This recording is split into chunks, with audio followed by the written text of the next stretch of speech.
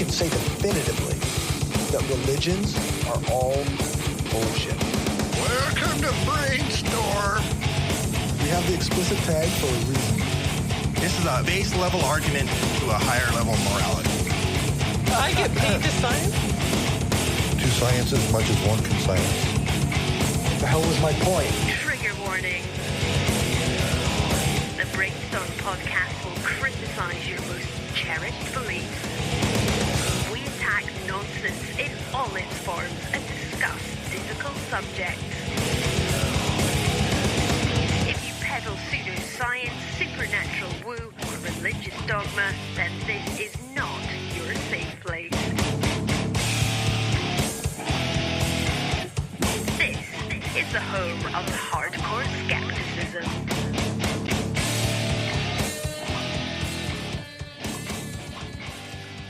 Capital is always wrong. All right. We're back. To those listening live or to our patrons, welcome back. For those listening weekly, welcome to the Shift to Reason Radio, the Brainstorm production that tries to educate and inform. We'll take current events and important skeptical topics and try to analyze them critically. Remember that we're live on brainstormradio.net. Okay, somebody cut him off. Remember, we're live on brainstormradio.net every second Friday, and today is January 5th, 2018. I'm still joined by Leo. Hey there. Angela. Hello. Lisa. It's me. Destin. And Rene. Hello. With the always amazing Dave doing sound. I didn't actually mute Destin's mic there. He did it himself. So. Self-muted. Oh my God, there is a God. Fuck, this whole podcast is fucked. All this time we were asking for proof, and there it is. That's all we needed. Happen. Jeez, eh? Can we stop interrupting Cory? Oh my God. Gotcha. The water is wine. The water is wine, people.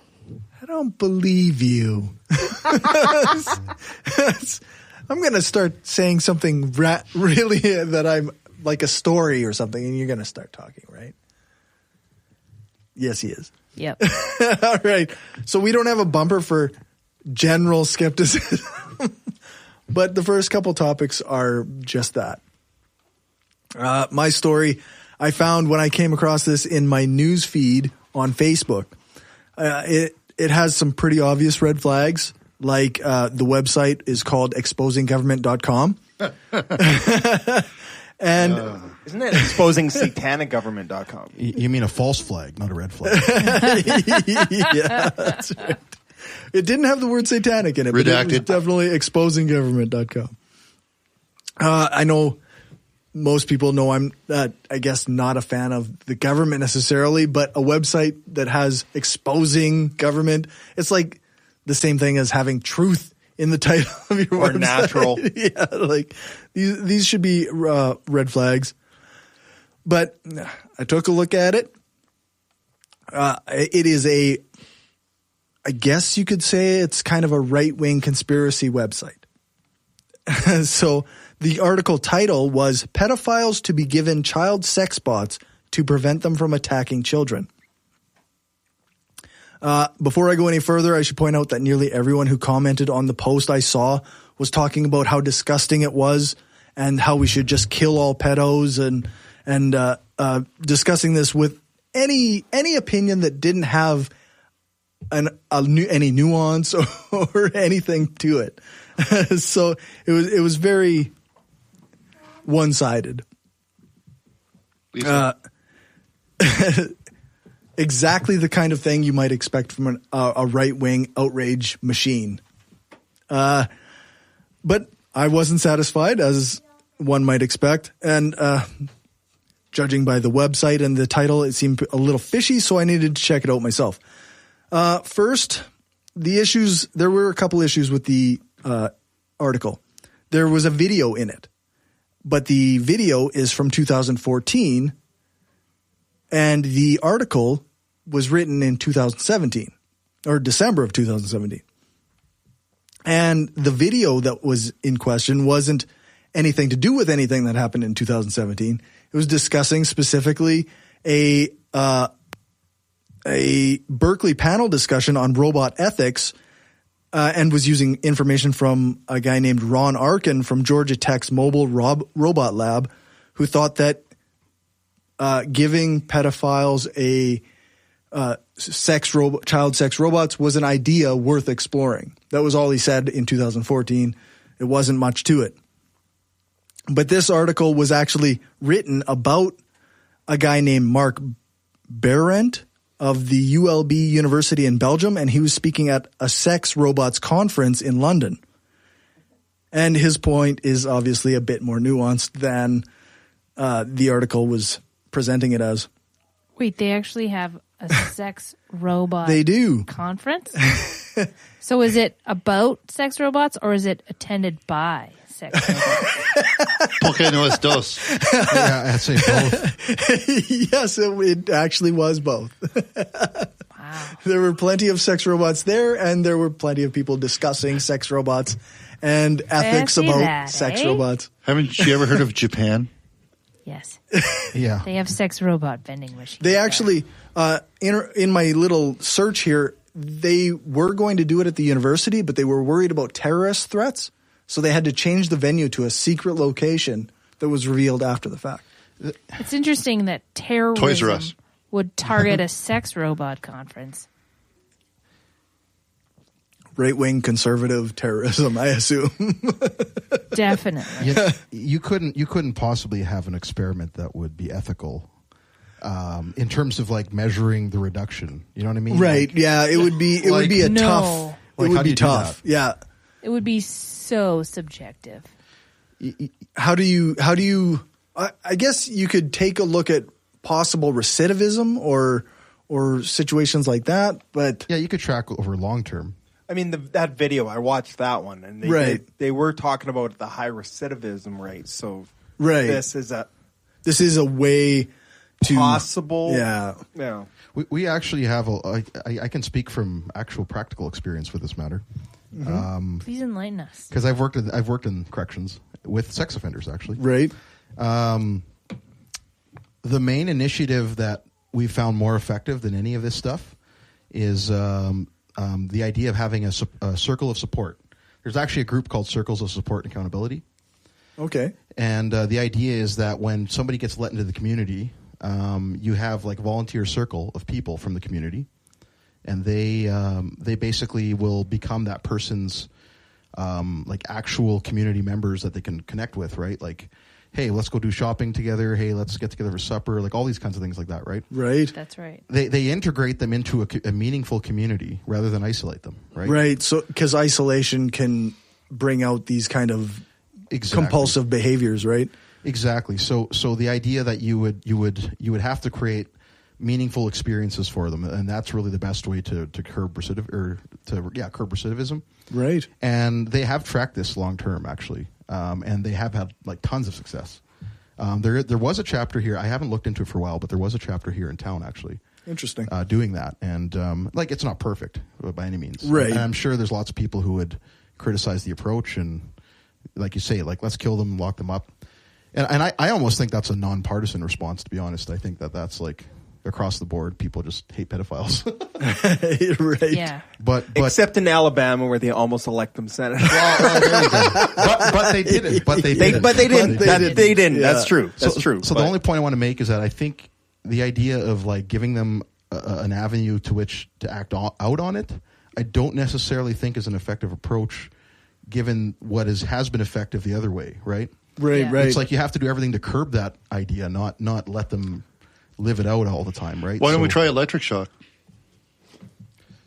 Yeah, I don't know. Oh, no, we did that with homosexuals. Yeah, that didn't Well, work yeah, out. yeah, you know. So anyway, Mental illness. too. so I guess I just want to say that there are some effective Right. things that we're doing already that I think kind of counter this idea, but No, that's totally fair.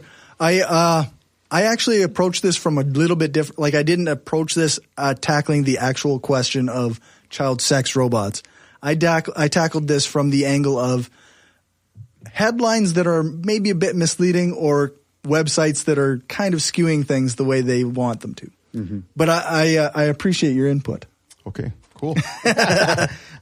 So I copied and pasted the title headline into Google, And I got a ton of right-wing websites, obviously, that actually all copied and pasted the entire article and didn't have any kind of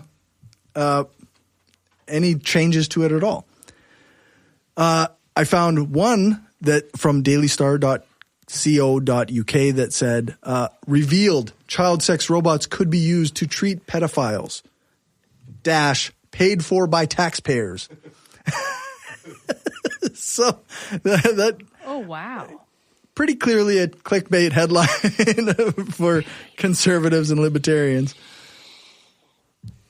I'm going to have to hear that argument next time I meet my conservative uncle. He's going to be like, yeah, that's actually happening. Yeah. I looked up the Sex Robot Conference and see what was going on there, and I got an article for research. You've been red flagged, man. You betcha. Research. So I got an article from RT discussing the upcoming conference, and it mostly just talked about the sex robots, not any of the pedophile, childlike robot stuff. After a bit more searching, I got into an article that explained itself in a little bit less inflammatory ways.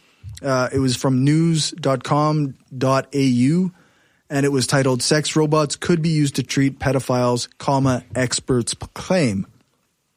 And this is all still off of just one dude, though, who has this one opinion, and he did have a talk based on this opinion, but even he had a bit more nuanced view than these things have come out with. And he has a quote like, "In practical terms, I think that child sex robots could be part of the solution in helping some very specific types of pedophiles overcome and manage their morally reprehensive and illegal sexual urges." So, I mean, that seems like a bit more nuanced. That opinion does seem to go against what kind of what Dave was saying, like where some evidence might show that it doesn't necessarily curb their urges. And he also says in his talk, above all, and this is probably the most important statement of my entire talk, the aim is to try saving as much sick people as possible from any form of sexual abuse. So my conclusion was that isn't about the sex robots. I don't have the information to make a conclusion based on that.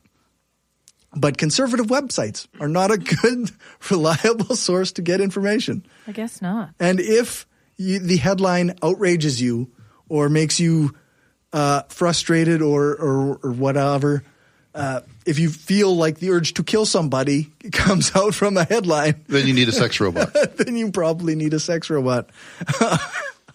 Or did you read that article? I hope it's not derailing the subject too much. No, I'm done. So any input you guys have? There was another article which almost inspired me to create a short work of fiction to read at the end of this podcast. That people are concerned that hackers can make sex robots kill you. Sex ass and robots. Sex robots will kill you. Yeah. Love bots from Austin Powers. Fembots. Yeah. Fembots. So be careful. The Terminatrix from Terminator, was it 3? I can see why that might be inspiring for a fictional piece. Yeah. Because it sounds pretty fictional. Well, people can hack and control your car. And a car is probably a much simpler... Probably causing my engine. Is your sex robot attached to the internet? I don't know. It will be Everything's at some attached. point. At some point it will be.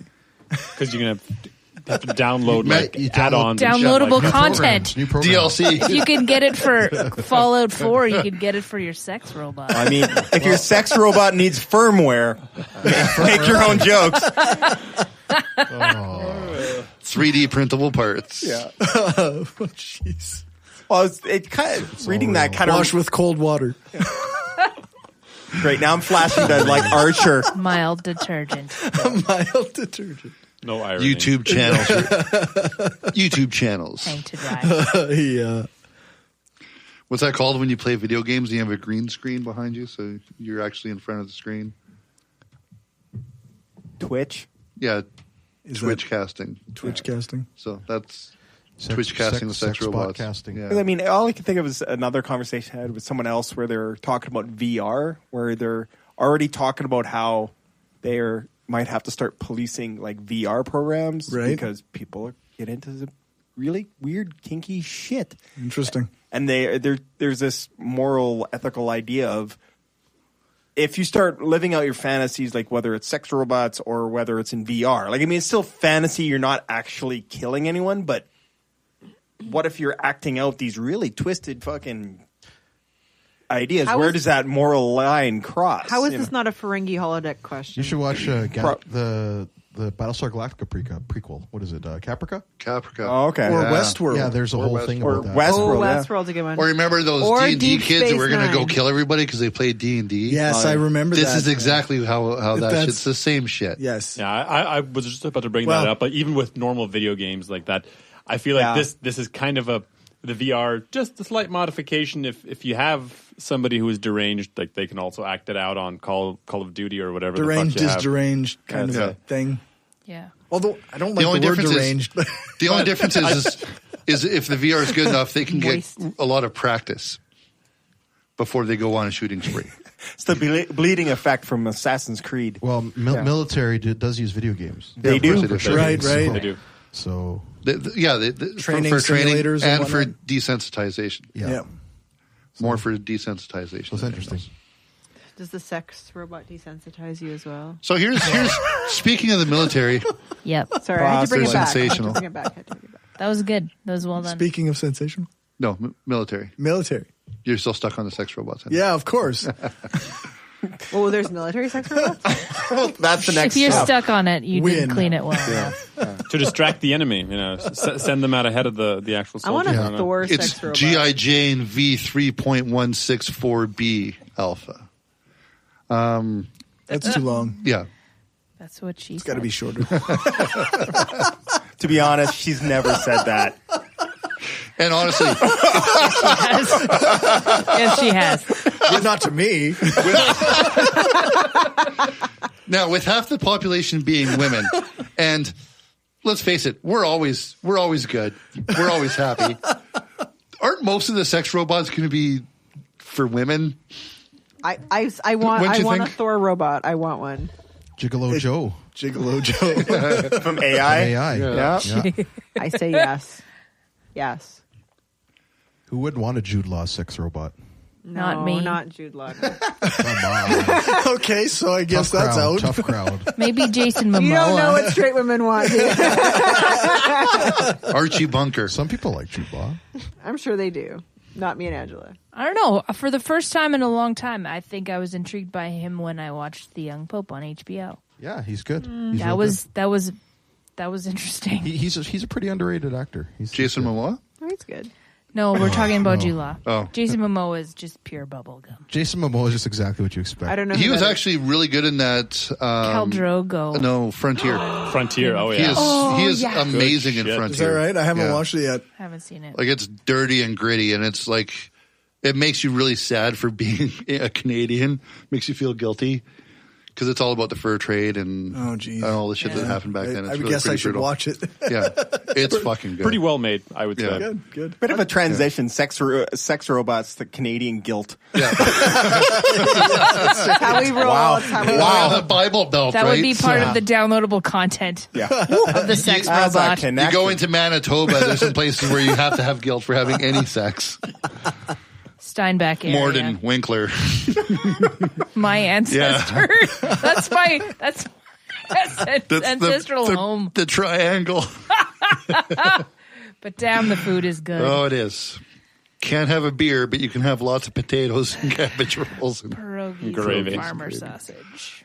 that's what she wants. So are we All the done? time. Military. Right. The point I was going to get to, because this is sidetracking everything, and I'm trying not to do that anymore, but I've kept meaning to bring How's this that up. going? Whenever people are talking about, like, oh, help the troops and they should get treated better when they come back, why? Why do they deserve more? I've always wondered that, because it's a job that they signed up for. It's just a job.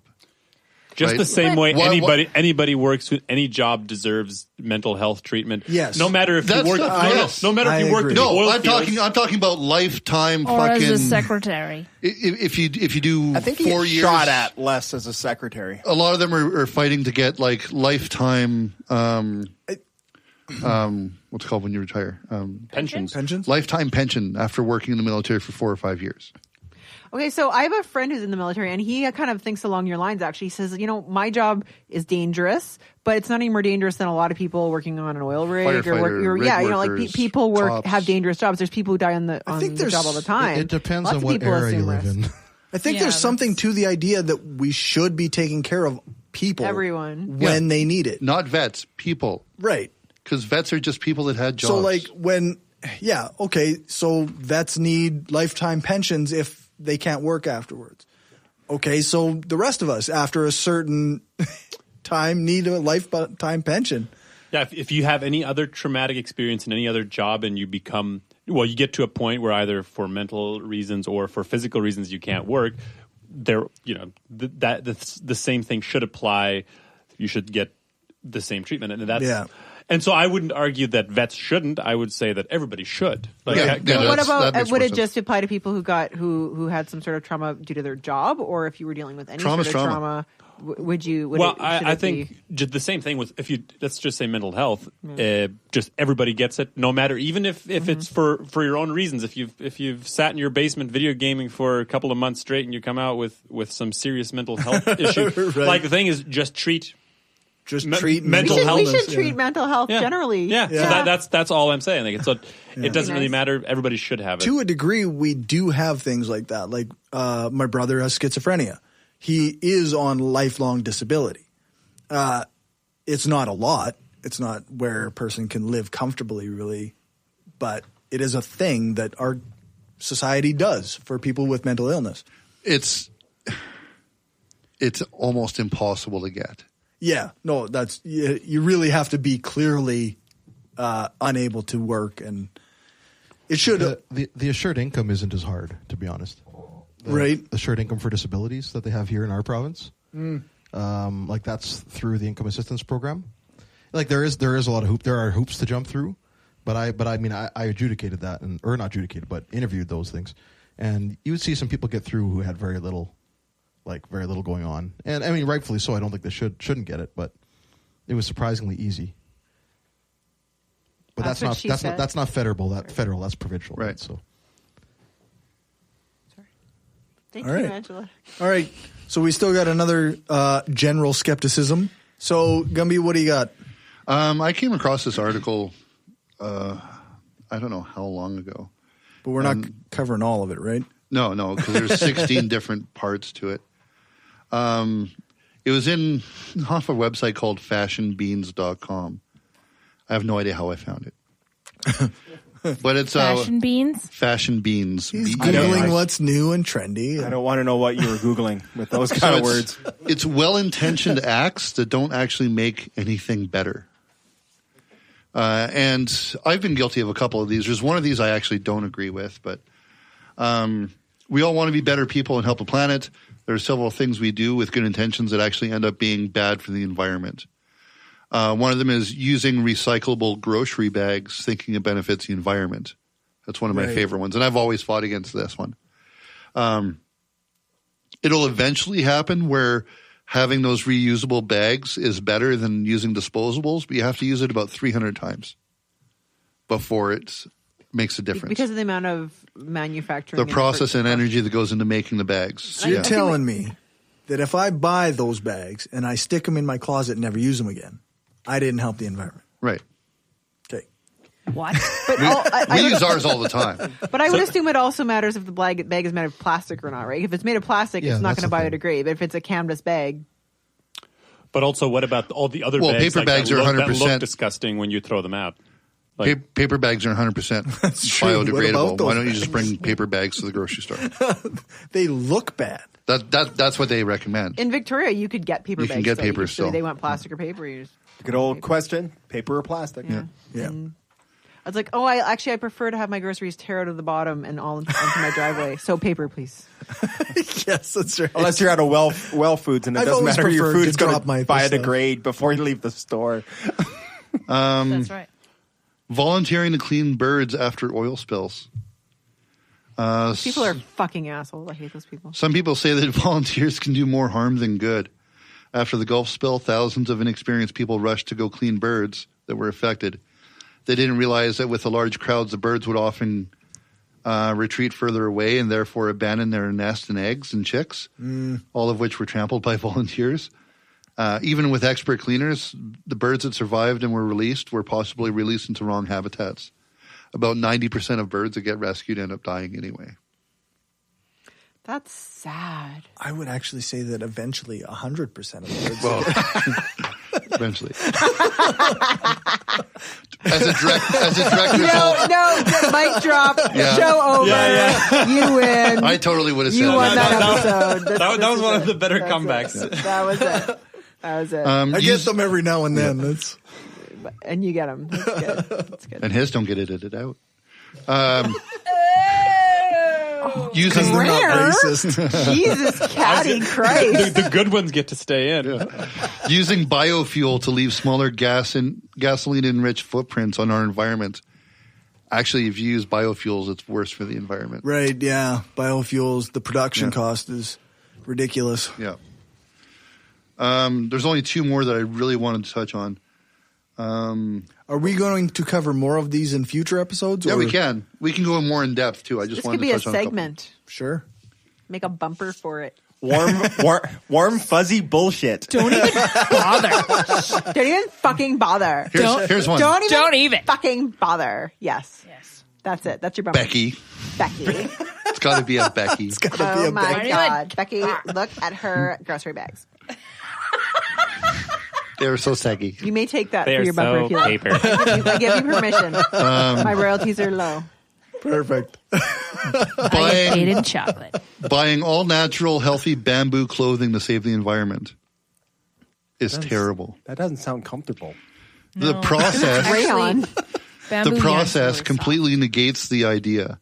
In order to turn bamboo into textiles, they have to be crushed, ground, dissolved in lye, mixed with carbon disulfide, which is a neurotoxin, and then washed in battery acid and spun into fibers. I've never Not heard of environmentally that. Is that, friendly. is that a There's thing? actually bamboo clothing. You can buy it online. Okay, bamboo clothing is rayon. Rayon is made of bamboo. So if you see something is made of bamboo, it's rayon, Oh, okay. You can which has been around since the buy 70s. bamboo yarn from the craft store. Which, since It's it's been rayon. from the 70s, you know it's bad. I guess. No, but it's They just just not a put new thing. It's bamboo not a on new it, thing. and They just then call they it. jack up the price another $5. I noticed all. this when I was buying cloth diapers. It was like, oh, you can buy these bamboo diapers, and it's like, it's just rayon. I mean, they're cheaper, so I'll buy them. But like, no, like it's just don't call I them. used to buy bamboo toothpicks, which they made sharper on the ends. And I always kind of was like, whatever. But I never imagined it helping the environment. I always imagined it as being like, okay, this is actually worse. Well, bamboo toothpicks would be better because bamboo is Not just a weed. processed. It's not a tree. But it's still, I mean, yeah, maybe, I guess. Maybe there's not a bamboo deforestation type issue. No. Actually, It grows a foot a day. yeah, it's that's great pretty torture good. things. You cut it off right at the ground, then you tie somebody down, and it'll grow through them overnight. That's right. No. Yeah. Yes. Watch. Did you not know that? There's that Yes. MythBusters episode based on that. Yeah, and they Just proved look it. it up. Look it up. And they proved it. Did they kill someone? No. Yes. Yes. Right on TV. And how did they prove it? They had a cast member who they didn't really like that much. So they just Remember went- Tori? Yeah. Tori? I was going to say my we're going to need favorite another one. Timmy. My favorite thing with Tori was the bike incident where he flipped it right on the street. Anyway, the last one I wanted to cover is buying organic food because it sounds like it's healthier and great for the planet. Obviously, there's no evidence at all that organic food is better for you because Yes. all fucking food's organic. What about orgasmic food? Yeah. Once you That's take a away whole the other That's for a chemical, different podcast. once you take away the amazing. chemical fertilizer and pesticides, farming becomes much less efficient. Yeah. So non-organic farming is actually better. It's the same with buying your veggies at the farmer's market or from local producers. Right. It's actually worse for the environment because large farms are more efficient at growing those vegetables, even if they have to ship it. It's still more efficient. But there's also there's added components. I would like supporting local businesses. But there's also a clarification on the economics of it. So if you have, let's say, a small farming town where the concentration of those gardens is much less, so the impact of a home garden on the environment is not the same as that same area of land in a big farm. So you can't compare the aggregate of all the small gardens as being one giant plot because they are not situated as a monoculture in one spot. So which is worse for the environment if you have 1,000 acres of tomatoes as opposed to having 1,000 one acre plots spread out over. But yeah, so you're right for most of it. What they're saying is 1,000 acre plot of commercially grown tomatoes is much more efficient. Will produce more than 1,000 1 acre plots. It'll produce the equivalent of 3,000 1 acre plots. It's more efficient. If for the in general, I would say yes, but it's also more complicated. Not necessarily in all things, but in a lot of things that is absolutely true. What if I'm just like a snobby yuppie and I'm just like... Well, then you're stupid and you deserve to be parted with your money. Right. I just enjoy going there. I enjoy the process. Then I enjoy you're the worst. People. Die. And I think I find the vegetables taste a little better. And it's like I like to talk Go to hang guys yourself some organic I fucking hemp rope. made this mango salsa. You're like, that's fucking amazing, dude. I'm going to buy some $12 salsa because that's fucking awesome. Yeah. Is the transportation footprint accounted for there? Yes. Like transporting us from a semi all the way from Mexico to here? Yes, actually that's one of the reasons organic is worse because not every place is hospitable for organic farming. So in Saskatchewan, if you buy organic salsa... It's not as bad. But if you're buying Saskatchewan organic salsa and you live in fucking Vermont... Well, yeah, that's... or in Toronto. What about... That doesn't solve the problem of communities way up north that pay like $20 for a jug of Sunny I'm just talking environment. I'm not talking... Yeah. But I think this one, we should mark this and go deeper into it. Gumby is right on one side of the coin, but there's also the other side. You can have a lot of industries where it is actually very efficient to do it locally. Because what David was saying, shipping in organic tomatoes or non-organic tomatoes from Mexico is going to be more inefficient than shipping them in from, say, Lumsden or something in the summer. So that it's not a blanket statement. It depends on where. And this one, there's geography actually matters. Yeah, geography really matters. But when we're talking about factory farmed vegetables, they're more efficient. They're more efficient. Like if we had a factory farm nearby that supplied our food. No, even bringing it from Mexico. Well, if you but I'm saying that would be better than. Well, sure, but factory farmed tomatoes in Mexico, the environmental footprint is still smaller than it is buying it from a local producer. What not if it's not a commercial producer? That's what I mean. Yeah. Well, certain things, yeah. So geography again, it matters. But if you take, let's say, you have a mass tomato farm, like a huge tomato farm here in Saskatchewan, and the neighbors right here in Saskatchewan. So if there's no transportation involved, the bigger economy of scale, the big guy will always be more efficient. But when you ship them in from Mexico, you actually have to do the math on, is it some will be, some won't be. But there's going to be a lot of details in there. Yeah, that's true. But what they're saying specifically for that, because I should have brought that out. I actually read all that. Is let's say a factory farm in Mexico that's shipping to Saskatchewan, industrially farmed tomatoes shipped from Mexico is still more efficient environmentally than something grown locally, because a person grown locally still has to use all of this shit to grow it. Yeah, and to transport. You're talking about a local, not smaller farmer, right? Growing locally, yeah, right, yeah. Obviously, a local industrial farmer versus an industrial farmer further away. Obviously, the one closer is more efficient, right? If you're by the difference in fuel, that's it.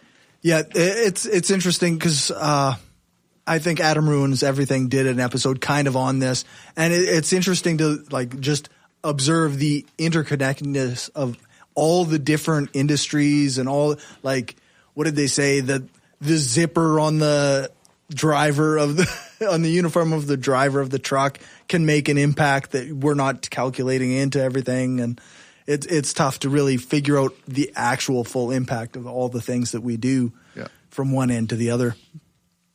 But with that, we will go to a quick ad break, and then we will do some What the Fuck. If you like what we're doing and want to help us keep the lights on, go become a patron at patreon.com/Brainstorm Podcast. You can hear the bonus half hour that we record every episode and get a shout out when you support the show. Become a patron for just $1 an episode at patreon.com/Brainstorm Podcast. Or you can support the show by ordering a t-shirt, mug, or other gear from our store at caffeepress.ca/Brainstorm Podcast Gear.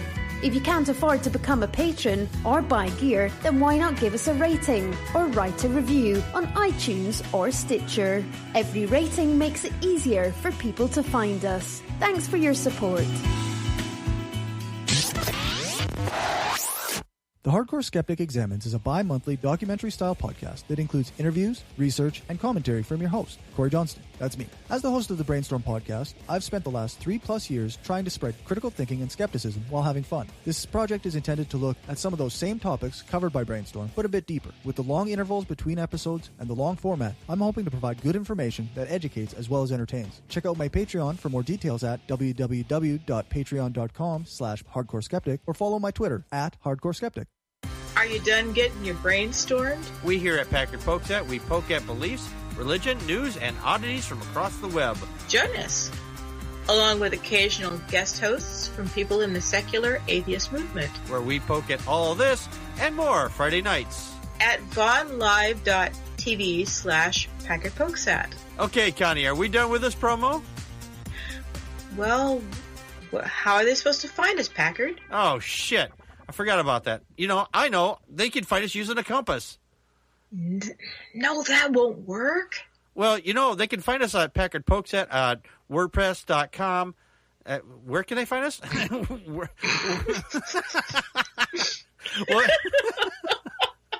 Well, you know, they can... All the way back to Newark. All the way back in Newark. Well, they can find us... They can find us at Packard Pokesat on packardpokesat.wordpress.com, Twitter, Facebook, iTunes, Stitcher, Spreaker, and YouTube. Just don't try the magic 8-ball. Yeah, I know. I tried that last week, but all I got was, try again later. Fucking what the fucking fuck? Who the fuck? Fuck this fucking... How did you two fucking fucks? Fuck! Well, it certainly illustrates the diversity of the word. I love that bumper. Yeah, it's pretty funny. Speaking of fuck. Yeah. What the fuck, Rene? Speaking of fucking. Actually, I clicked on this article because I thought it would be funny. That's why you clicked on it. Yeah. Yeah. Did it make you sad? Instead of laughing. Well, it's one of those things where it says how to use orgasms to cast spells. It was definitely not a how-to. What's a used orgasm? How do the hoodoo that you do so well? Yeah, exactly. So anyway, it's the idea that you can use the sexual energy to change your world. Basically, you're just jerking off. That's basically the summation of this. And then you feel good afterwards. Yeah, like a good line here is... harnessing sexual energy to make very real results. Sexual energy is just energy; it's neutral. So you harness that energy of the sexual energy, and then you can change the world. Are you telling me that this headline's misleading? Yeah, it could be used to make yourself able to have a nap. Or yes, less stressed out about your day. Yeah. But hey, if able to cope with your day without killing yourself, softer hands. Well, I don't know. The one softer woman hand depends how often. I guess. Hey, the one girl had a whole ritual about it, and part of it involved a crystal dildo. know. Is it Himalayan rock salt crystal? No. Was it rose quartz? It was rose quartz. Whatever gets you off. Whatever. Yeah, exactly. Well, as long as it's not porous. Yeah. Yeah, I mean it. Yeah. Thank you, Gwyneth. But Jade. Well, see, she describes it as she was listening to her favorite erotically charged music, which in her case was glam metal. Motley Crue mostly. This is what she says here. Erotically charged music? Yeah, Motley Crue. Is she writing Motley this from, Crue. is it first person article? Like, is she writing it from the first person? She's writing it from 1988. Smoking in the boys' room. That was before Vince Neil got fat. It's okay. Now, this was someone they interviewed. She was a specific person that dabbled in this kind of hot for a teacher? Yeah, that's Van Halen. That's Van Halen. Guys, you shouldn't judge what this woman likes to do. Yeah, That song can go to hell. I'm not going to shame her kink. That's no, that's wrong. You're right. I agree. But then they touched on. Fuck, that's a loaded statement, right? But they also went in. How can I phrase this? They were talking about Tantra as well. They went. Yeah, they were talking about. Yeah, there can't be too many puns there.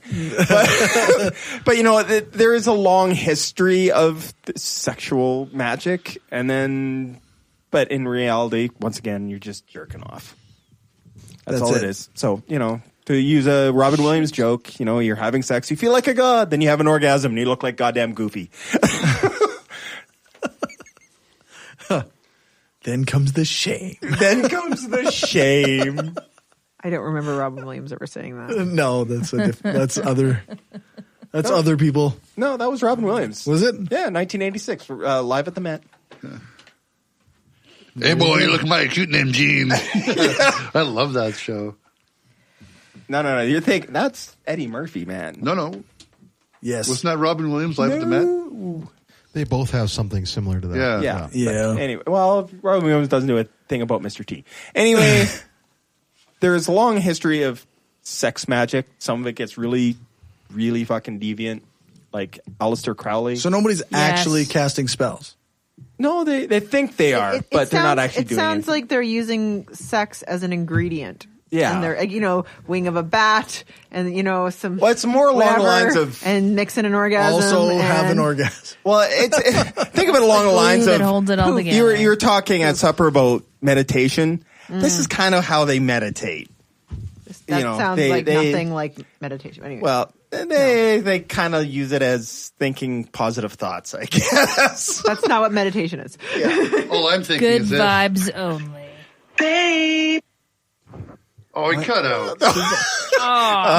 No. I woke up this morning, a sea was storming inside of me. See that? Baby, when I woke up this morning, I felt like there was a sea. I don't want to know what you were Googling. That was Owen Wilson and Eddie Murphy. Oh, okay. Oh, yeah. Yeah. At any rate, there's long history, sex magic. It doesn't actually do anything. What about blood sugar? Well, there is something about blood in this article, magic. but I didn't want to go into that. That's a song by your Periods? favorite artist, Justin Timberlake. Love and sex magic. Oh. No? Blood sugar Nothing? sex magic is by the Red Hot Chili Yeah, Peppers. There you go. That's where I was going with that. No, To- you got to go with your favorite Does it talk Justin about Timberlake. periods in there? Yeah, It does? there is as part of sex magic. It's also interrupted. But they did touch on elements of how things like menstrual blood can be used as part of the rituals. Right. Okay. A long history. Wiccans do like to do their stuff naked, right? Yeah. Well, there is the skyclad. Yeah, they didn't bring that. They didn't go into that in the article, but that's part of it. Right. That's interesting. I mean, it's one of those things where Slowly but surely, through Vice and your exposure to it, we are learning more and more about magic and sex. Yes. see, this is what I do is I find all the most fucked up stories. I read them and realize having sex with trees. That was me. Is that there's a lot of fucked up people and they believe in a lot of fucked up things, and it's kind of entertaining. But I don't want to really talk too much about it because then I feel really fucking stupid And a little dirty. A little dirty. No, yeah, maybe. No, not really. There are other people who are dirty. I just laugh at it. I'm not the dirty one. I just laugh at it. It's fair. Or I don't feel as dirty. Right. I guess that might be the way to put it.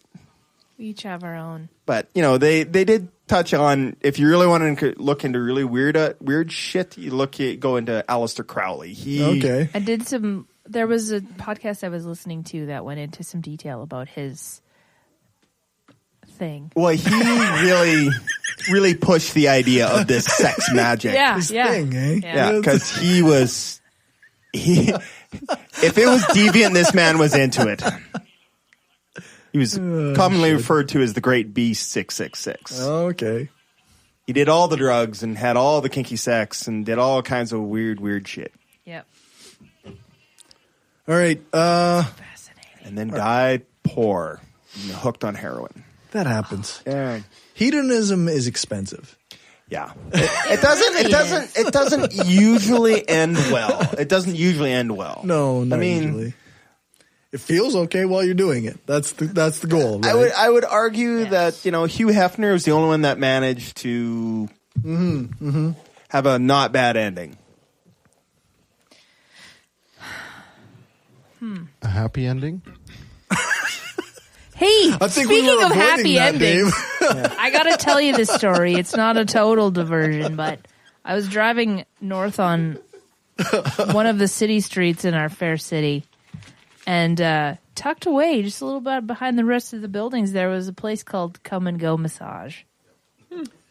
I thought that was a really appropriate name for a late night massage parlor. It's very classic. Yeah, Yeah, I like classic Regina. Simple and to the point. Regina. Well, if it would have just said rub and tug, that might have been a little too on the nose. Exactly. That's actually a good movie, by the way. Don McKellar, Canadian actor. Fuck yeah. Come and Go is nuanced. I know. Right. That's subtle. There's you got to know what you're looking for with that title. Yeah. We could always Just about had an aneurysm, I laughed. we could mix this in and get, throw in some crystals and shit and then just, I'm trying up to figure, the class. I'm trying to figure out where you were driving north. I mean, east, west on Vic, yes, but I don't know where you're driving north. Yes, tell us all where the brothel is. You can Google it. You can Google it. It's on Winnipeg Street. Oh, yeah, of course it's on Winnipeg. I always thought a good rub and tug would also be like an Asian restaurant, and you can call it... I thought the best it's like a pulled pork that's been like a salt rub. And just call it koalas. Or the koala. It eats shoots and leaves. Panda. Panda. Eats shoots and leaves. Okay. Can you combine food and sex? Is that a good business plan? Yeah. Probably. Almost 100% of the time. Are we hungry? Chocolate. What does Chris Rock say? Do not eat the buffet at the strip club. You remember the episode? No sex in the champagne. But he hates that one friend that he has who's got to go eat dinner at the strip club. He's like, nobody, don't eat the fucking buffet at the strip club. Did you remember that Everything's salty. Seinfeld episode where George tries to incorporate food into his sex life? No. He does all three. He does Yeah. food, television, and sex at the same time. Yeah. He reaches his face out from under the blanket and eats a donut. Mid stuff. If everyone's cool with it, it's fine. But then at the end of the episode, he meets another woman who's totally into it. And she's baked some fresh cookies, and they do it in the kitchen with fresh cookies and turn the TV on. It's amazing. For being George, he sure got a lot of action. I was about to say this, for being like the short, stumpy, balding guy. He sure, yeah. So maybe sex magic does work. It just happened to work for George Costanza. There you go. But he also suffered for it. He paid for it. That's true. The rest of his life was awful. The rest of it was so bad, and even the pool was cold. But in every single one of those relationships also ended more badly than most of the other people on the show. He's a terrible person. Yeah. No. So one of them she died for it though. In one of them, the girl died because they were getting married and she was allergic to the glue on the envelopes. Oh, right. He was supposed to get married. It wasn't that she was allergic. He was poison. It was poisonous, right. yeah. And he was cheap. He bought the cheap envelope and he poisoned her. But he didn't even want to marry her. Basically, he was a miserable person. He was. Yeah. Anyways. All right, he politics. had a sweet message on his answer. We have a bumper for that, I think. Everybody complains about politicians. Everybody says they suck. Yeah! Well, where do people think these politicians come from? They don't fall out of the sky. They don't pass through a membrane from another reality. They come from American parents and American families, American homes, American schools, American churches, American businesses, and American universities, and they're elected by American citizens. This is the best we can do, folks. This is what we have to offer. It's what our system produces. Garbage in, garbage out. So cynical. One of the best comedians ever. Do you think we get him on the podcast? No, we tried. Talking about garbage in, garbage out. That's the perfect line for this one. The Washington Post posted an article kind of the left wing garbage. Fake news. Fake news. The fact checker, the whole concept of the fact checker and kind of giving some little deets on the overview of it. Turns out my button's bigger. After reading this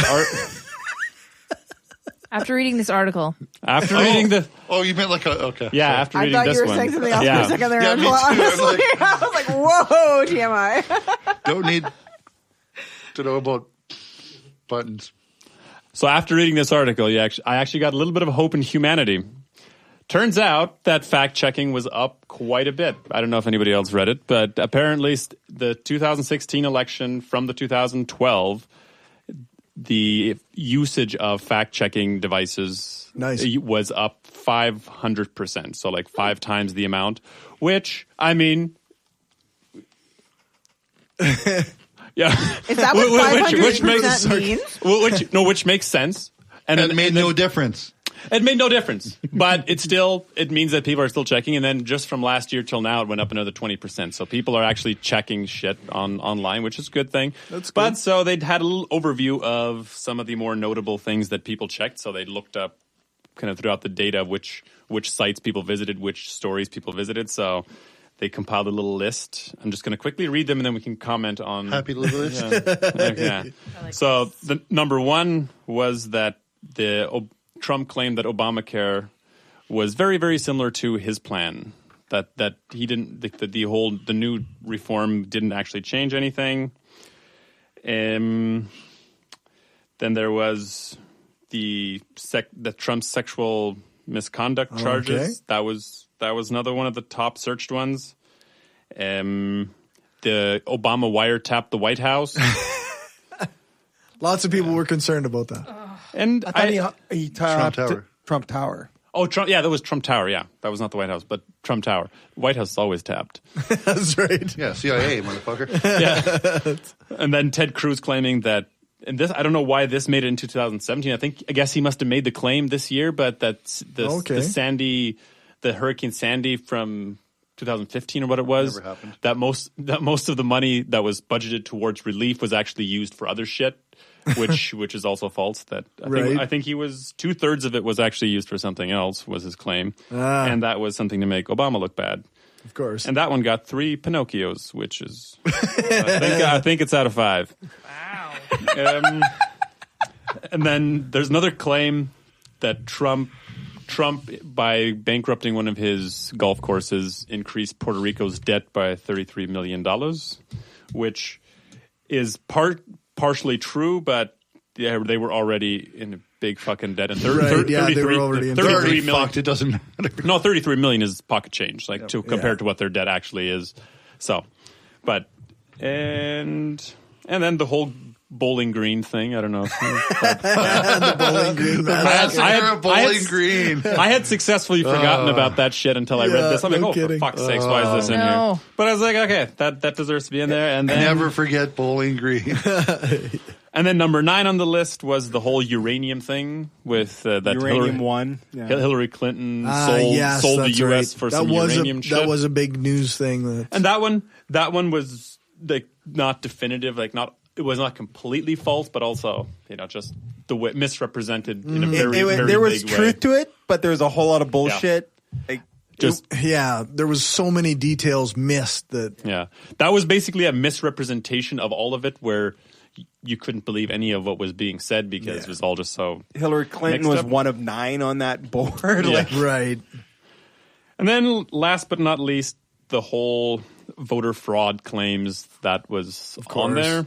But yeah, so those are some of the more notable things that people searched.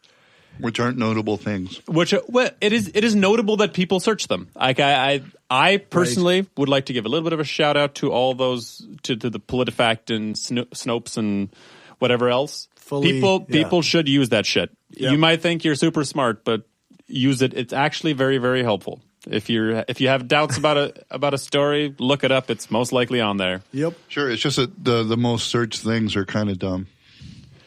That is true. A lot of it's very dumb, but Snopes, if you actually look at how much shit they put out, they do so much. Everything. Yeah. But yeah. There's the Canadian one. What's that one called? That's the something politics. PolitiFact? That's not there's a Canadian. No. Oh shit! I should have done my homework. There is a Canadian one. I want to say it has an I in it, like something politic. No. You know what? You're more informed than the rest of us. It's not the Politburo because that's in Latvia. Yeah, that's no Russian. potato. If you can't remember, the rest of us don't know. But there is a Canadian one. If you Google the Canadian fact-checking thing, it'll pop up. But yeah, that's all I had to say about that. No, that's perfect. Some of that stuff, it's funny that it even got out there, right? Like, how is the Bowling Green Massacre an error that somebody makes in a public space? How is it that there was so much other bullshit that we almost forgot about the Bowling Green Massacre? Yeah, that's right. And yeah, just the fabrication of a domestic terrorist event that you could still find, probably like upwards of 25% of the U.S. population actually believing, oh yeah, Bowling Green actually happened. Yeah. And it is something that's completely fabricated. It is, it's a fairy tale, and people still believe it. But I guess we just need more fact-checking things for those people. Don't check fact. Are likely the ones that believe that, those actors they actually had actors. 25% of people believe that a pizzeria with no basement actually had a basement. Mm-hmm. I'm surprised that wasn't in the list. Right, I thought Pizzagate was going to make it, but it's not. It doesn't have a basement anymore. That's right. They filled it in real fast. Facts can. That happens. Facts can. Well, I mean, how long how long after 9/11 did they all think that? Which 9/11? Yeah, what 9/11? No, which one? Yeah, because Trump was elected on September or on November 9th. That was 8th. Was it? By the time it was announced, it was September the 11th. It was announced on the 9th. Yeah. Yes. Right. So but that would be 11/9, wouldn't it? No, not if you do it properly. It should go day, month, year. Yeah, that's agreed. Well, that's but the way they do the 9/11, if you're going to follow that formula. It's because America. That's American. Yeah. Just like one of the only countries in the world that uses Fahrenheit. Yeah, but like morons. Yeah. Fuck them. Or is our listener American? Yeah. We have lots of listeners who are American. Well, we have more than one listener. Yeah, we do, as a matter of fact. Yeah, but not live, those listeners would but agree recorded. That Fahrenheit is stupid. Yeah. We have a they're patron smart enough to listen to from Sweden, I think. Sweden's awesome. And they use the metric system. Yay. And what's her name in Australia? Somebody. Claire. No. Was it? Holy we have somebody in Australia. Angela. No shit. We have we actually have, I think, 16 listeners in Australia. Yeah. I was trying to think of a specific one. That's because it's the only time they get to listen we do have and make fun of someone else's now. accent. That's the only reason. What's that? We have over 1,000 listeners now. Well, per episode, we have 200 and some. Yeah. We just hit 40,000 downloads, actually. Mm-hmm. Yay for us. And since we are the runners up for the best... Yes, the Skeptical Meme Society's runner-up for best skeptical podcast. Which is actually a really cool deal because that community is 180,000 people strong. Mm-hmm. Wow. So if we can get 10% of them, and this is that's the an extra second 10 best people. that the community can do. Yeah, the other one's been around for a decade. They really appreciate us because we... Talk over each other and interrupt each other and derail our conversation. Yeah, that's right. Don't read shit. Totally uninformed. It's probably because I'm friends with like most of the admins for that page. But it's not who you know; it's who you. Never mind.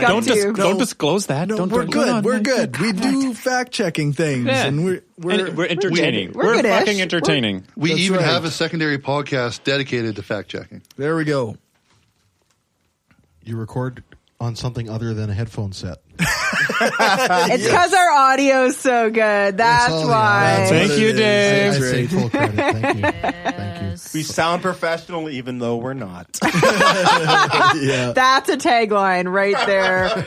Brainstorm. We sound professional, even though we're not. Problem solved. We do need Actually, new great audio t-shirt. clips for the intro. We do need to redo our audio clips for the intro. I think we mention that every time we do an episode. Yeah, well, I mean, if somebody else had time to do it, that'd be great. I don't. I have a What we full-time job. lack in professionalism, we make up for in delicious Passion. sound. Delicious sound. sound. That's an audio clip. There you go. What's the timestamp on that?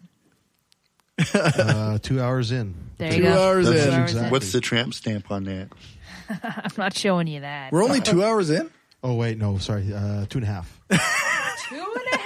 2.5, because we have 30 minutes left. So there you Yeah. All right, And people Lisa. are like 2.5 hours. That means Fuck. that the rest of the up until feedback and such is going to you. Oh, fuck. Okay. No, wait. Doesn't Angela need her magicalness? She's after the feedback and stuff. She's Okay. our new closing segment this week. I love Angela so much. She's so good at everything. Anyways. I don't know. I'll tell you later. Okay, let's attempt to put the Let's train put back the on the train tracks. back on the tracks. We'll plant a flag there for Pillow Talk. Put a pin in it. For Pillow Talk, you got it. Okay. So, my article is There's a from sex spot for that. We don't have to do this if we don't. Do you want me to do this? Okay. Yes, do this one. I'm so proud because I read my article like days ahead of time. Okay. She doesn't remember any of it, but she read it. I'm going to start this like Gumby. I found this article when I read through the show notes, and Cory told me to cover this article. Actually, Gumby sent me his article. I know, but I'm saying how I found my article. I found it in the show notes that Cory made for me and said, Lisa, click on this link and fucking read this 5-minute article. And I'm like, I'm going to read it. I feel so good about myself. No, I felt great about myself. Anyways, so this is from scientificamerican.com. The article is called Men Resist Green Behavior as Unmanly. Tagline, a surprising reason for resistance to environmental goods and habits by Aaron R. Brough and James E.B. Wilkie, December 26, 2017. Okay, so basically the article is talking about how women generally apparently take more environmental action than men. Women litter less, recycle more, and leave a smaller carbon footprint. Some researchers have suggested that personality differences such as women's prioritization of altruism may help explain this gender gap. But they're talking about their own reason, an additional possibility. Men may shun eco-friendly behavior because of what it conveys about their masculinity. So I did actually click on the article, like the link where they talked about their research. And so I guess it's like a meta-analysis of 7 different research studies. Okay. It's not that men don't care about the environment. They tend to want to feel macho, and they worry that eco-friendly behaviors might brand them as feminine. So, for example, they looked at 2,000 American and Chinese participants. Both men and women apparently judge eco-friendly products, behaviors, and consumers as more feminine than their non-green counterparts. So, for example, members of both sex described anyone who uses a reusable canvas bag, which isn't even that environmentally friendly anyways, but those who do use them apparently will describe those people as more feminine than somebody who uses a plastic bag. Yeah, so both men and women I'm say... pretty feminine. Yeah. I'm just saying, like both men and women What color is it? We'll say that. There's a light Apparently. blue one. There's a bunch of black ones. There's a pink one. Yeah, you're definitely a girly man. Okay. In a different study, I think they were describing 7 of their own studies. They threatened the masculinity of male participants by showing them a pink gift card with a floral design and asking them to imagine using the card to purchase either a lamp, a basket, or a backpack, or batteries.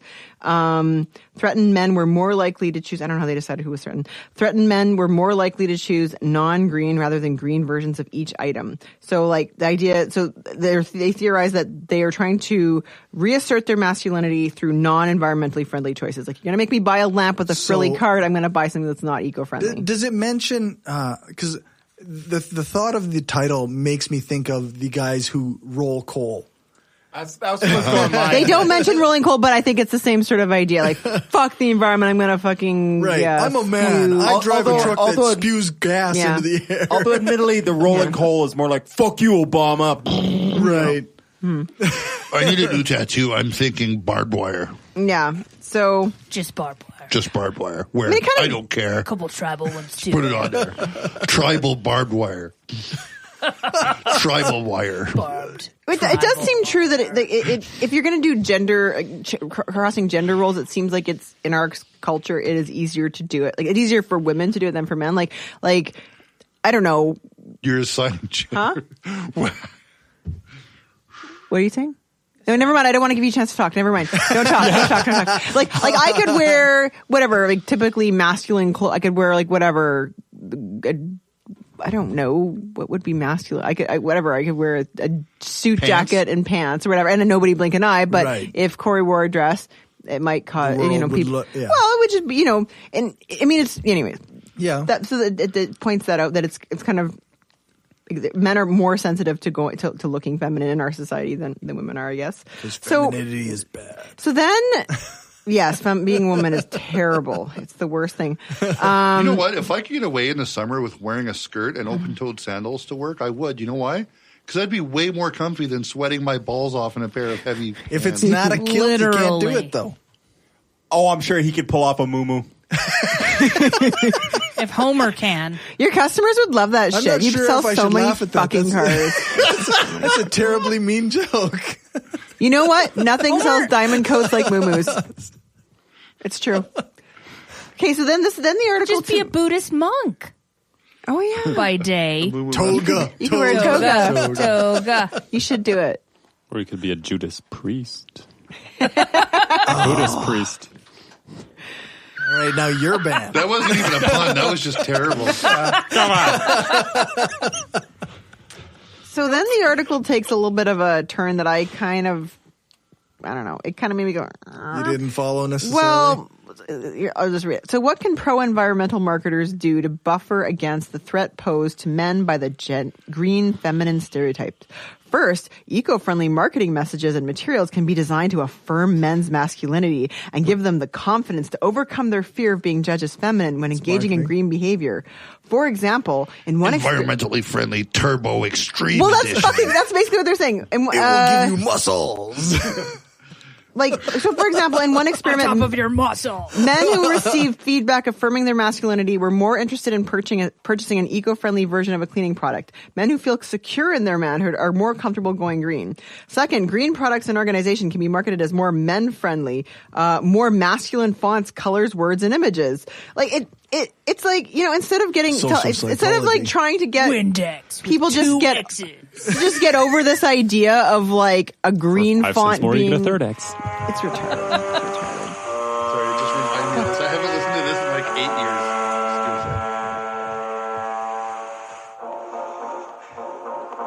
What are you waiting for?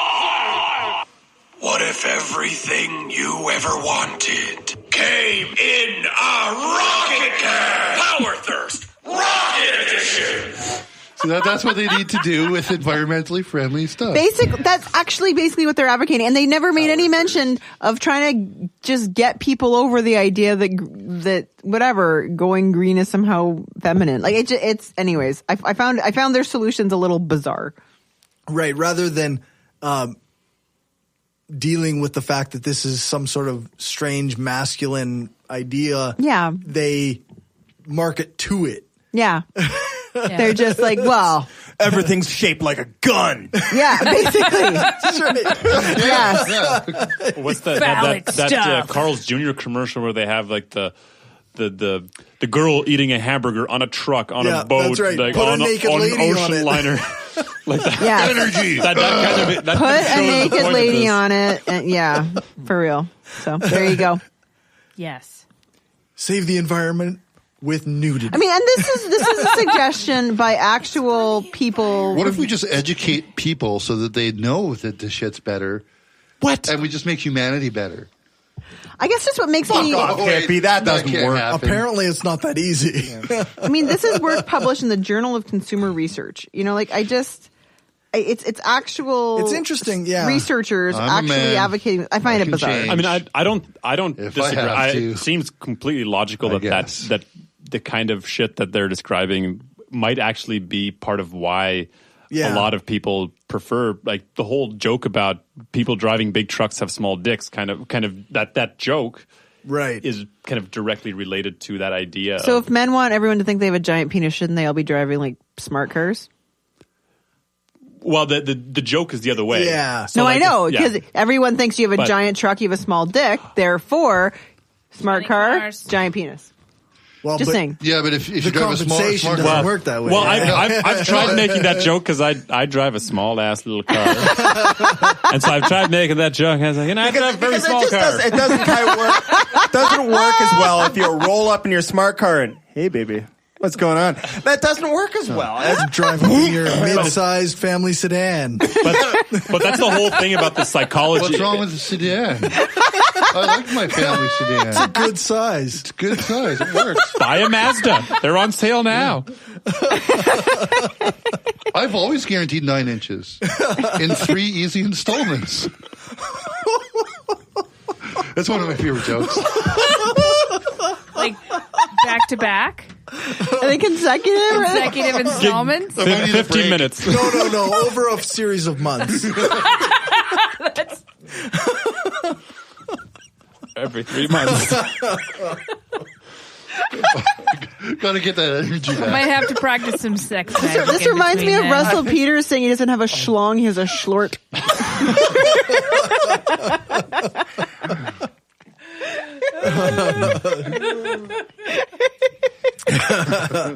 Okay. You came for the education, you're going to have to stay for the dick jokes. That's right. That's how it goes. Hey, well, this story was eventually heading that way. Are you listening to this podcast with your child in the car? Well, fuck you. You're a bad parent. That was a bad idea. Yeah. If you made it past the crystal dildo. If you're listening to this, you had bad parents.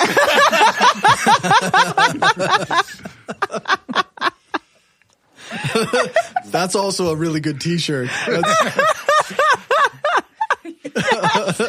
Perfect. It's perfect. Okay. Oh, fuck. So we're gonna go into some listener feedback. I got a lot of feedback from the recent chat with an anti-feminist, and there's too much to actually go into. Oh. Some folks Holy provided me with a ton of like reading from studies and papers discussing theories within feminism and like evidence-based stuff from feminism.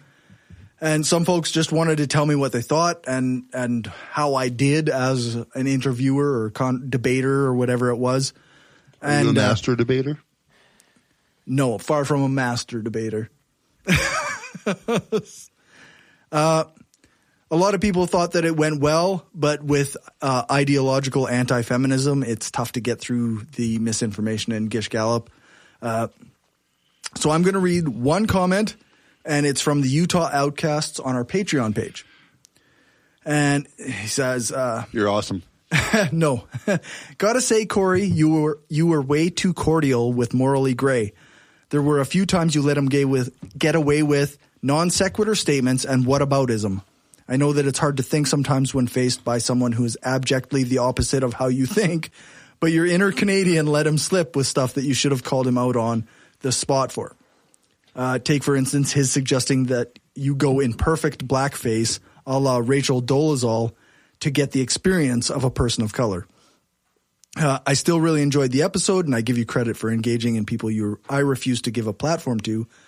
I checked out some of the comments on I assume on his YouTube page, and it felt like a whole bunch of them think that you're brainwashed into a religion. So I thought that was a good comment and kind of represented what a lot of people said was that. Was that X? Yeah. Okay. Okay, but seriously, I don't think it's fair to criticize, to say, oh, you were shitty at interviewing him like Canadians would be. Like that's the only thing that I'm just, yeah, we're not nice, motherfucker. Yeah, so fuck you. Your Canadian racism. That Canadian standoff commercial going around is not helping us at all. No, that's right. They just keep apologizing and trying to pay for each other. Do you know how many times we have the Canadian standoff at work with the door? It's real. Like, I'll open it for a customer, but he's already trying to open it for me, and then we both apologize. The door's swinging shut. We just look at it awkwardly, and then we both reach for it at the same time. And eventually, we both just walk away from the door and don't use it. That's actually true. It is true. It's a true thing. I like to think of it as my my humility and my willingness to listen to people, but you're extremely humble. I'm just saying, if Cory's shit, it's not because he's Canadian, okay? Yeah. He's just shitty. It's not Canadian. Yeah, it's not because he's Canadian. It's because he sucks at what he does. Just because I suck at what I do. Like all Canadians. Like all Canadians. That's right. All Canadians suck at what Cory does. Yeah. Well, that's actually probably not that far off. A lot of Canadians probably suck at what I do. Yeah. Gravity, water. Yeah. Not going to the gym. Not going to the gym. Complaining about not going to the gym on Facebook. Actually, no, I don't suck at not going to the gym. I'm really good at not going to the gym. In fact, but you suck at complaining about not going to the gym on Facebook. Yeah, that's true. Anyway, back on track. I never see him complaining about that. You're the worst. Okay. Well, this has been an interesting show so far. So, first one of the year. Yeah. Woo. Worst show of the year. Yeah. And best. Patreon. No. So Patreon got their shit together and pulled back on their weird charging scheme. Yeah. They apologized. So for now we're sticking with Patreon, and everything is set to be charged per episode. Because Cory's too lazy to change it. Well, I did change it, but then I changed it back. So if you increased your donation, then make sure to check the little box and say, only charge me once per month. Or one time per month. We didn't have the script ready when Gumby hosted the show, but like 100%. But Bassett became our new patron right before that. Oh, cool. So I want to thank Bassett for being our newest donator. And it's super cool that people think what we do is important enough to give us money. Especially the people on the podcast. Yeah. Super cool. Sorry. So I want to thank our top patrons, Lachlan, Daryl, Aaron, Lisa, and Positively Skeptical, as well as Bassett, obviously. And we're not going to thank Gumby Sucks or Destin Sucks. Not yet. No. That comes later. No. That comes after Not even then. Yeah, no. It does come later. I have to say Destin Sucks. It's just... Oh, okay. This podcast is all about truth. That's the other one, not this one. So we did get a new review on the iTunes store in the U.S. store from Aaron the Rabbi. Nice. I'll give you a guess who that is. That was nice of him. He gave us 5 stars. That's not a very Jewish name there, Aaron. He says it's titled Canatheist Fun Times. Love these folks. Great mix of cultural, political, and philosophical discussions. Always feels fresh and relevant. So we got somebody smart who listens to us. Fresh and relevant. Yeah. I love that guy. He was really good when we had him on. Yeah. Yeah, He that stayed was the whole great. time. Yeah, like even into the bonus content. Yeah. He was like... He got bleary-eyed so by the high. end of it. No, he was high as a guy. Well, and he was drinking a lot too, I think. He was drinking amazing. bourbon. And he was still making words that were sensible. He was making the words. He made all the words. Made the best I words. could drink again. We're so close to my house. And just stumble home. That's right. Yeah. Will that be better or worse? Porque nos dos. Are you nicer or meaner? More interrupting? I'm less restricted. I'm less restricted. I look forward to you guys meeting, drinking Gumby. I remember that from when we were still in the Right. old studio. That was Over by Shannon's. That was... All right, plug your stuff. You and I have a new show. Yes. It's awesome. Listen to it. So talk about it. Okay. He can't. He's eating. He can't. He's eating. He's got a mouthful. It's called Positively Skeptical.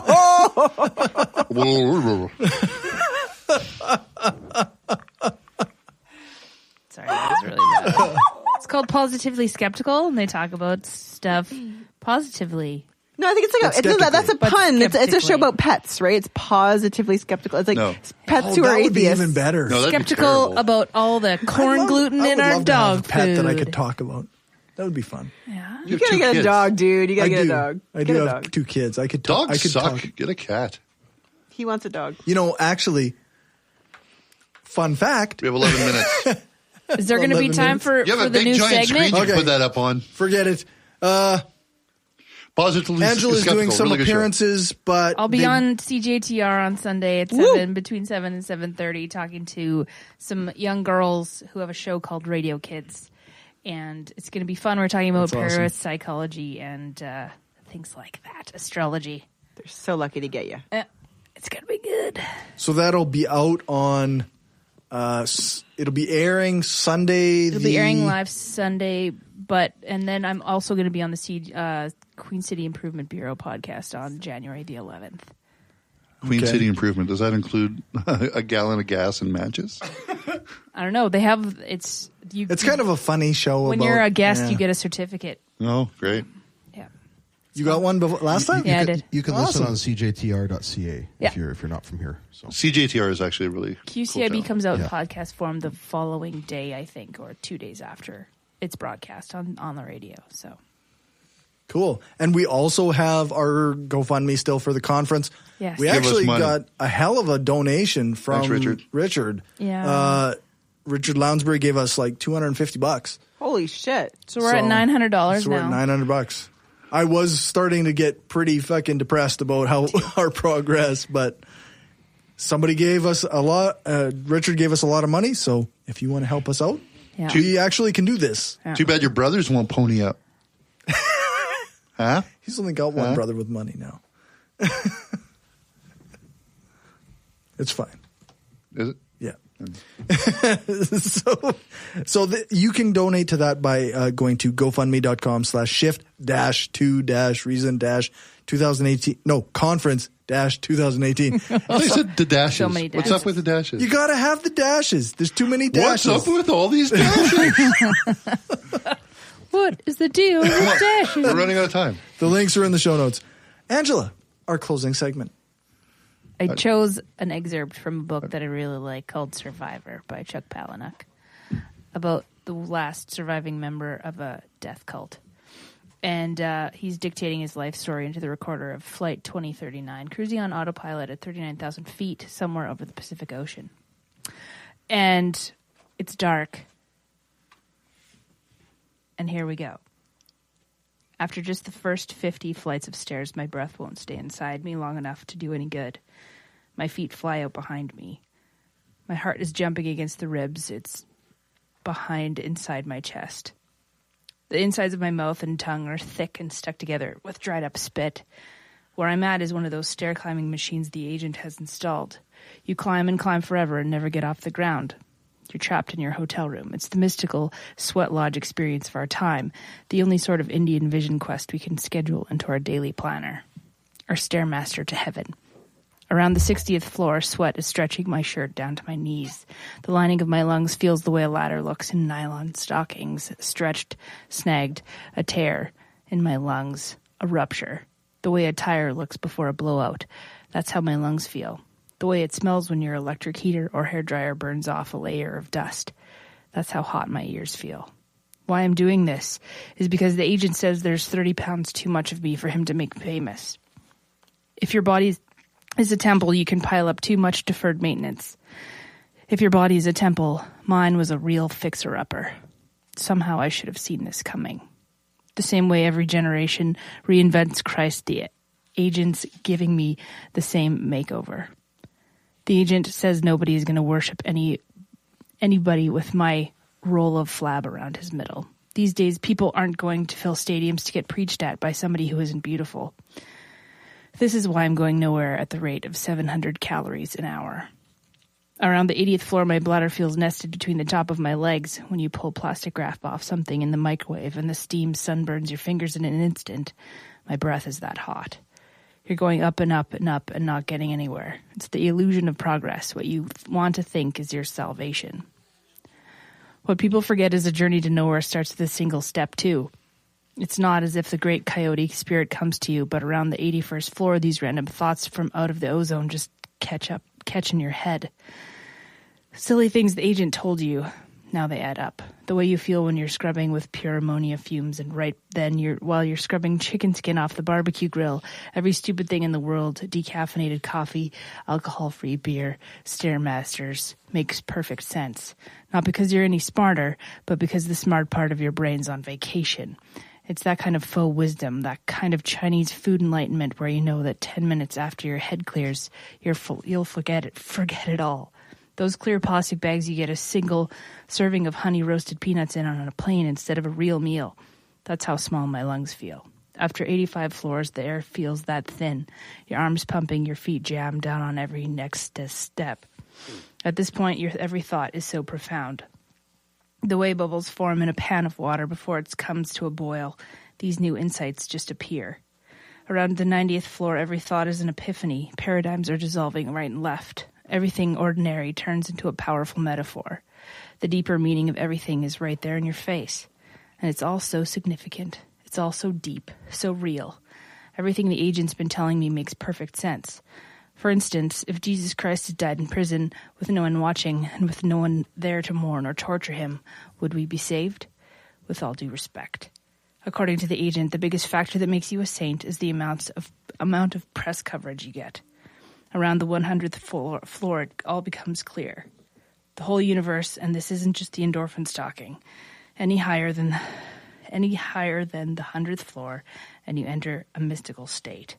The same as if a tree falls in the forest and no one is there to hear you. You realize if no one had been there to witness the agony of Christ, would we be saved?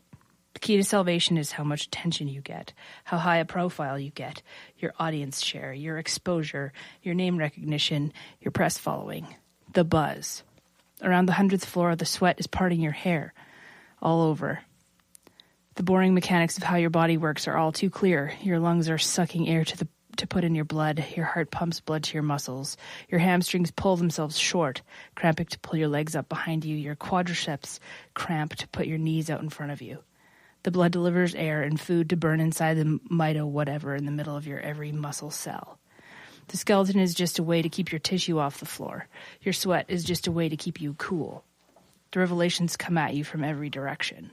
Around the 105th floor, you can't believe you're the slave to this body, this big baby. You have to keep it fed and put it to bed and take it to the bathroom. You can't believe we haven't invented something better, something not so needy, not so time-consuming.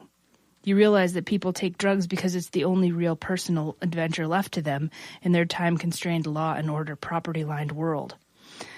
It's only in drugs or death that we see anything new, and death is just too controlling. You realize that there's no point in doing anything if nobody's watching. You wonder if there had been a low turnout at the crucifixion, would they have rescheduled? You realize the agent was right. You've never seen a crucifix with a Jesus who wasn't almost naked. You've never seen a fat Jesus or a Jesus with body hair. Every crucifix you've ever seen, the Jesus could be shirtless and modeling designer jeans or men's cologne. Life is every way the agent said.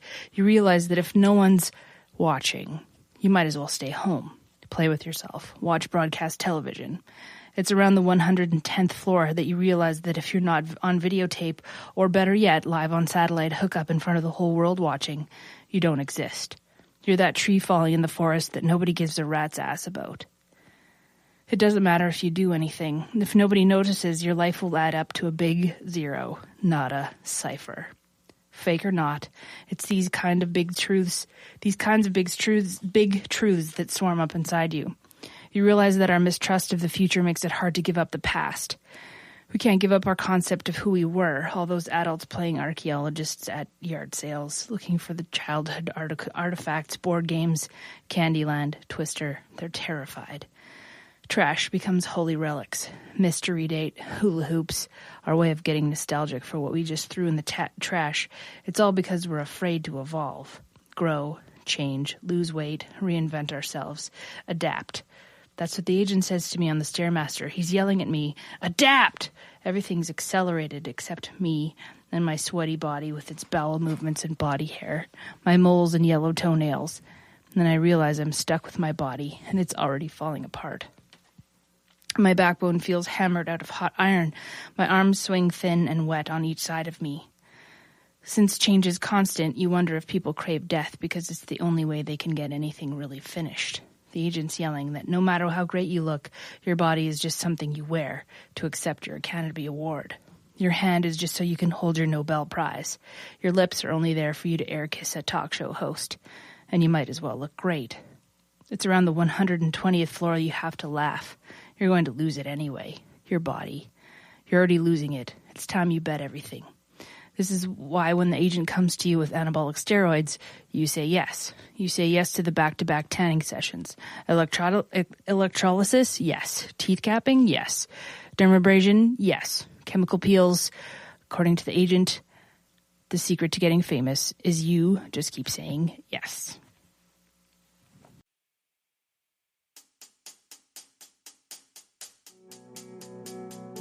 All right, you can check out the show notes at thebrainstormpodcast.com and our website, brainstormblog.net.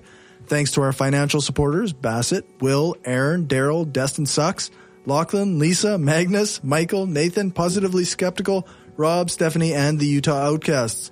If you want to join them and help the show grow, then you can do that at patreon.com/brainstormpodcast.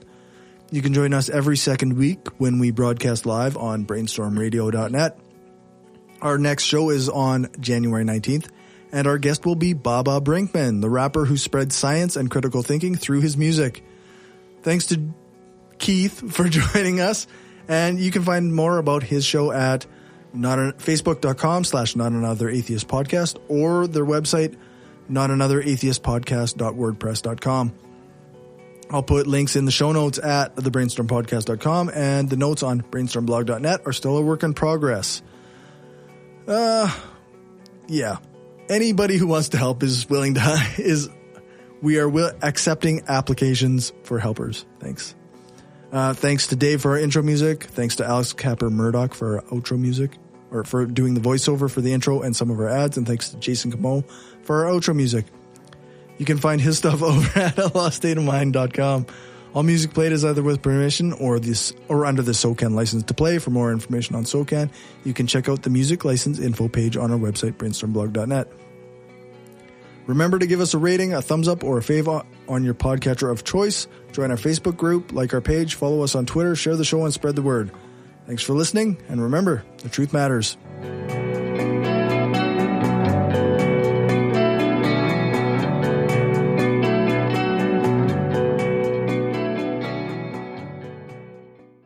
This is an opinion-based podcast. Each person on the podcast is responsible for their own opinions, and those opinions don't necessarily reflect the views of the rest of the panel. Any guests or anyone associated with the people on the podcast, such as spouses, partners, children, other family members, friends, or employers. No one person speaks for the podcast with the possible exception of Cory, and he doesn't speak for anyone else on the show. The Brainstorm podcast does not represent the views of our sponsors. We just wanted to say thanks to everyone who listens to us, shares the show, gives us a rating on iTunes or Stitcher, or supports us through Patreon and Gumroad. We don't have a lot of interactions with our listeners, but what we have had proves that we attract some of the best people around. Smart, kind, and cool. An audience truly worthy of the titles hardcore and woo-free. Thanks for helping us make the world a smarter place.